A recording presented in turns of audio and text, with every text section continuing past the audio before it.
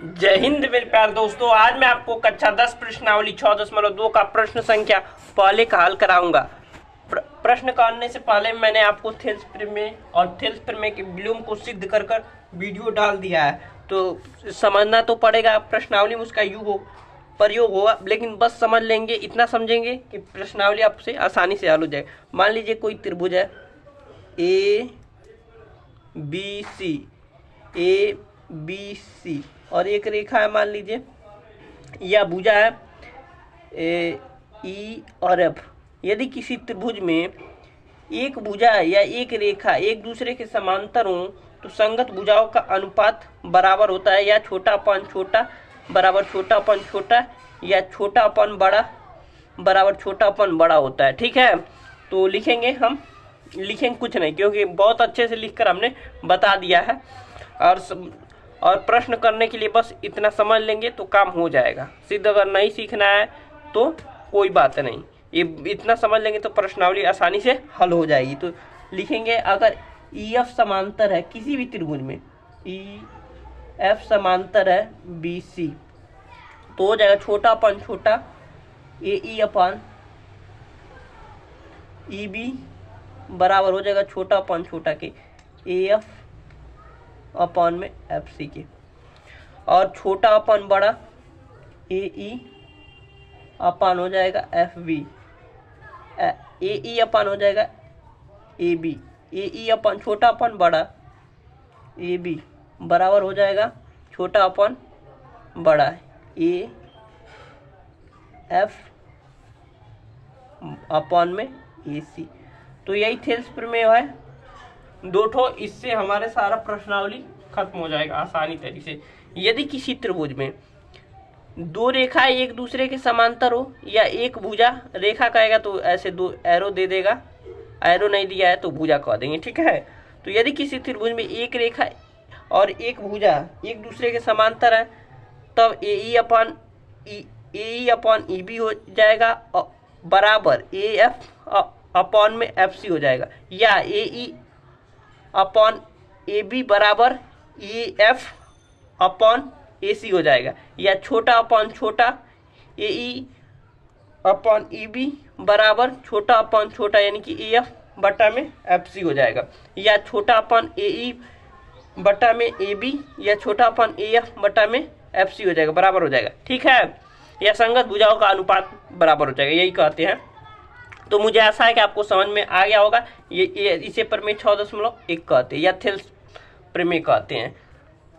और दूसरा का क्या कहता है, अगर आपको सिद्ध करना है थेल्स प्रमेय तो हमने वीडियो डाल दिया, अच्छे से आप जाकर देख सकते हैं। ये समझाने के लिए आसान भाषा में मैंने आपको बता रहा है। मान ली पी क्यू आर है और ये रहा ई और एफ, तो थेल्स प्रमेय का विलोम क्या कहता है, या प्रमेय 6.2 लिख देते हैं। थेल्स प्रमेय का विलोम या प्रमेय 6.2 ये क्या कहता है, यदि छोटा अपन छोटा पी ई बटा में है ई क्यू बराबर है छोटा अपन छोटा के पी एफ अपॉन में एफ आर है, या कह रहा है छोटा अपन छोटा बराबर है छोटा अपन छोटा के यानी P E upon E Q बराबर है P F upon F R की। तब इस त्रिभुज में दो रेखाएं या एक रेखा, अगर ये रेखा है तो ये रेखा जो दूसरी भुजा है उसके समांतर होता है, अर्थात ई एफ समांतर हो जाता है क्यू आर। यही दो प्रमेय का हम प्रयोग करके आसानी से हल करेंगे। इतना ही, अगर आप सीख गए, समझ में आ गया, मैंने आपको बताया, अगर आपको समझ में आ गया, अगर इतना ही समझ में आ गया, छोटा अपन छोटा बराबर छोटा अपन छोटा, छोटा अपन बड़ा बराबर छोटा अपन बड़ा, तो और अगर छोटा अपन छोटा दिया है तो ई एफ समांतर क्यू आर हो जाएगा। अगर ई एफ समांतर बी सी दिया है किसी त्रिभुज में, या कोई भी नाम दे दिया है लेकिन समांतर है, तो छोटा अपन बराबर छोटा अपन छोटा, और छोटा अपन बड़ा बराबर छोटापन बड़ा हो जाएगा। मुझे आशा है कि आपको समझ में आ गया। मैंने बहुत अच्छे से समझाया, बहुत मजे से समझाया। मिलते हैं अब प्रश्नावली पहले के हल के साथ। अब देखिए क्या कह रहा है प्रश्नावली। कह रहा है आकृति 6.17 में, मान लीजिए आकृति है, आकृति 6.17 है। यह आकृति मान लीजिए 6.17 है। अब इसमें दिया है DE समांतर, दोनों में DE दे दिया है और समांतर है BC। तो यहाँ थेल्स थ्योरम का प्रयोग करके हम आसानी से ज्ञात कर लेंगे। तो हमें EC इसमें क्वेश्चन मार्क है पहले में, और दूसरे में कहा है AD, तो AD क्वेश्चन मार्क कर लेंगे। तो हमारे पास दो क्वेश्चन आप बहुत मजे से हल करेंगे। लिखेंगे, हल लिखेंगे। सबसे पहले का हल लिख रहे हैं, हल दिख रहा है ना आपको, हल लिखेंगे। पहले का हल क्या लिखेंगे, लिखाएंगे दिया है, तो क्या दिया है, त्रिभुज ABC में, त्रिभुज ABC में DE समांतर है BC के। जब DE समांतर BC के है तो थेल्स प्रमेय से लिखेंगे, थेल्स प्रमेय से, थेल्स प्रमेय से क्या हो जाएगा, AD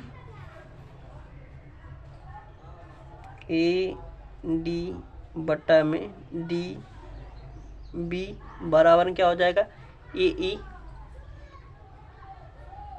बराबर में EC, या छोटा अपन छोटा बराबर छोटा अपन छोटा।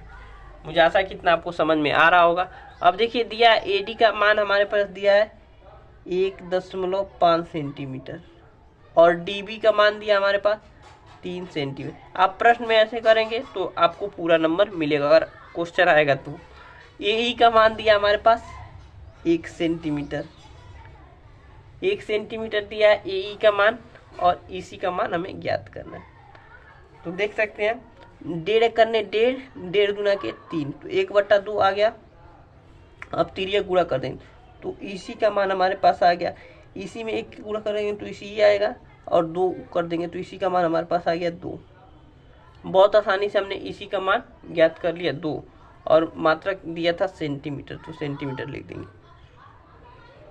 अब देखिए, अब दूसरा क्वेश्चन सॉल्व करते हैं। दूसरा क्वेश्चन में इसमें भी कह रहा है DE समांतर है EC, DE समांतर है, इसमें भी लिखेंगे हल और 2 नंबर डाल देंगे।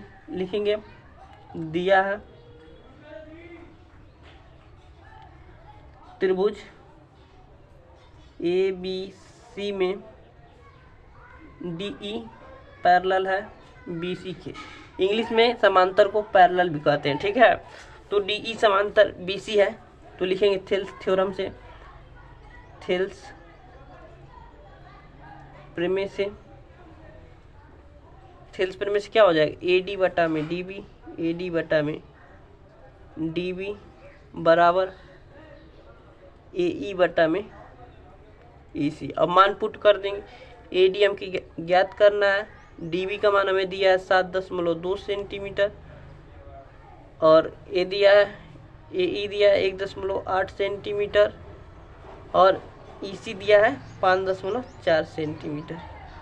तो अब देखिए 18 करने 18, 18 54, ठीक है।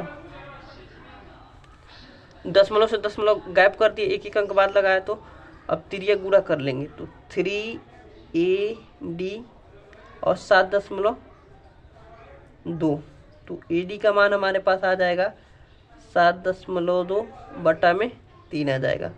तो देख सकते हैं दशमलव हटाएंगे तो यहाँ पर आ जाएगा 0, तो 72 हो गया। तो 18 चौको 72, 18 चौको 72, और नीचे बच गया 1, यानी कि हमारे पास आ गया 4/10। तो इसको हम लिख सकते हैं 0.4, यही हमारा आंसर हो जाएगा। अरे 18 चौको 72 होता है ना, तो यहाँ 3 है तो 19, तो कितना हो जाएगा,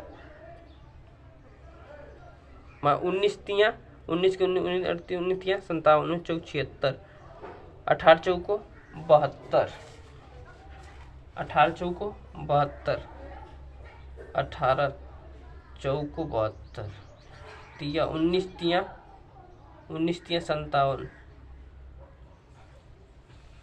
19 तिया 57। यहाँ 3 कैसे आया भाई, गलत हो गया क्या भाई? 18 करने 18, 18 3 54, 3 उधर गया तो AD का 3 AD, तो 3 3 दूना के 6, 3 दूना के 6, हाथ में लगा 3 24 तिया 72 होता है दोस्तों। तो हमारे पास आ जाएगा 24 बटा में 10, 24 बटा में 10 आ जाएगा। तो हमारे पास हो जाएगा, हमारा आंसर हो जाएगा 2.4। देखिए यहाँ थोड़ा गड़बड़ हो गया था कैलकुलेशन, कोई बात नहीं, होता रहता है, अच्छी बात है। देखिए यहाँ पर हमने फाड़ा 19 तिया 72 कैसे कर दिया भाई, 19 तिया तो 19 38 19 तिया 57 होता है, 24 तिया 72 होता है। तो यहाँ पर आया हमारे 24 बट्टा में 10, पुनः लिख देते हैं ताकि आपको समझ में आए। और AD का मान हमारे पास आ जाएगा 10, जब 10 हटाएंगे 10 का भाग 24 में देंगे तो 2.4 आ जाएगा, ठीक है। या 10 जब 0 नीचे रहता है तो 1 ऊपर चढ़ा देते, 2 0 रहता है 2 के बाद लगा देते, ठीक है। तो 2.4 हमारा आंसर हो गया। मुझे आशा है कि आपको समझ में आ गया होगा, बहुत अच्छे से, बहुत मजे से। मिलते हैं अगले वीडियो में प्रश्न संख्या दूसरे के हल के साथ। आज हमने आपको थेल्स थ्योरम आसानी तरीके से बताया, बस प्रश्नावली में उपयोग हो, और अगर पेपर में उसको सिद्ध करना है तो हमने NCERT के माध्यम से, NCERT ही पढ़ा रहे हैं कक्षा 10 का मैथ, बहुत अच्छे से एक्सप्लेनेशन किया है, यानी कि आपको बहुत अच्छे से समझाया। मिलते हैं अगले वीडियो में प्रश्न संख्या दूसरे के साथ।